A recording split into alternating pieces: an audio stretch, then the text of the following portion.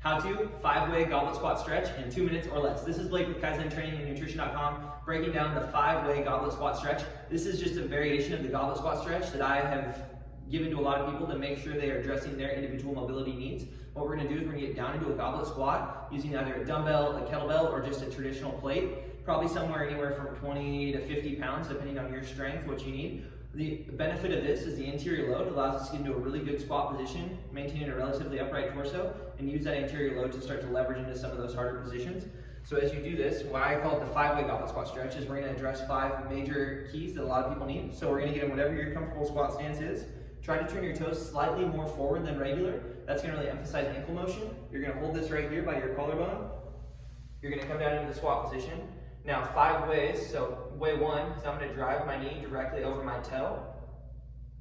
1, 2, so 1, I'm driving that knee directly over my toe. I'm working on my loaded dorsiflexion. This is really important for the bottom of the squat. Other way, if you struggle with hip mobility, you can bring your elbows right inside of your knees and you can start to pry your knees open with your elbows. So I'm trying to actively push my knee out with my right elbow, actively push my knee out with my left elbow.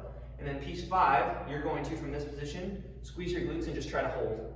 As you do this, I want you to try to think about bringing your pelvis as close to your feet as possible. So I'm actively pulling my pelvis towards the camera in this example. So squeeze my glutes and actively pulling towards the camera.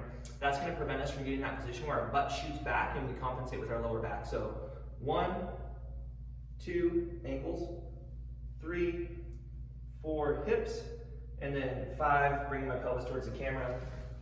You can play with that. You can go through all 5 positions, or you can find where you most lack mobility and really emphasize that. This is an excellent primer before you squat or mobility tool for a day-to-day basis. I highly recommend. If you're interested in more training, nutrition, or coaching advice, check out the link below for Kaizen Training and Nutrition.com.